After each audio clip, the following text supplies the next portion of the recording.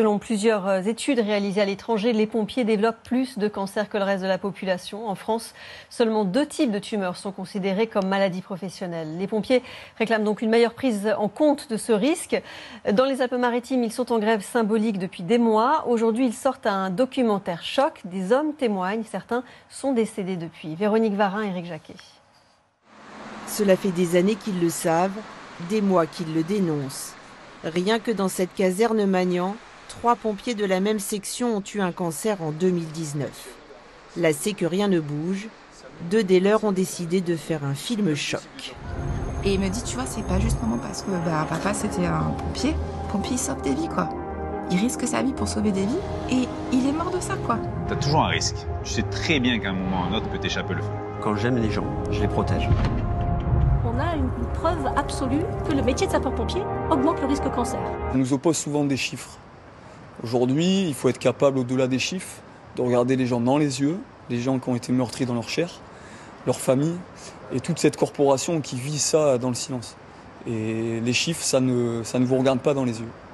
Consommable, terrible titre qui associe le pompier à un objet jeté après utilisation. Mais ce sentiment de rejet une fois malade est à la hauteur de l'implication. Pour la plupart, pompier n'est pas un métier, c'est un engagement. Moi j'ai la chance de pouvoir rebondir et de refaire entièrement ce métier. On se prouve qu'on existe. En travaillant, en retournant au travail, on se prouve qu'on existe et qu'on a encore la possibilité d'aider notre prochain, malgré tout. Recueillir de tels témoignages a donc été particulièrement délicat. Ils ont un peu cette image d'héroïsme tout le temps. Et même si on veut ou même si on veut pas, ils l'incarnent avec eux. Et du coup, quand ils se mettent en avant avec une faiblesse, qui sont malades ou quelque chose, qui sont un peu moins performants que des autres pompiers, ça les met en situation un peu compliquée avec beaucoup de pudeur. Le syndicat de pompiers à l'initiative de ce film espère qu'il contraindra les pouvoirs publics à ne plus faire la sourde oreille. Consommable sera visible gratuitement à partir du 2 août. Ce film a été expressément envoyé aux élus du département. Parmi eux, Alexandra Borchio-Fontin, la sénatrice LR, a écrit au ministre de l'Intérieur pour demander une étude scientifique en France. Et surtout, elle souhaite que soit définie une méthode claire pour recenser le nombre d'expositions au feu de chaque pompier. Écoutez-la.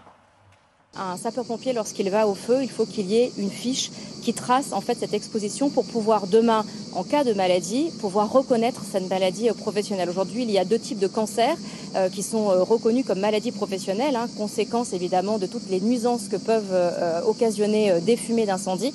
Donc l'objectif de tracer leur déplacement, c'est de pouvoir mieux reconnaître demain peut-être de nouvelles maladies aussi professionnelles. Au Canada, par exemple, il y a une vingtaine de cancers qui sont reconnus à cause de ces fumées. Donc l'objectif de faire une homogénéisation de ces fiches d'exposition permettra de mieux tracer en fait tout au long de l'année et pas que l'été l'ensemble des sapeurs-pompiers qui se rendent sur des incendies. Et 2 semaines après l'incendie qui a fait 7 morts à Nice dans le quartier des Moulins, un 4e suspect a été interpellé.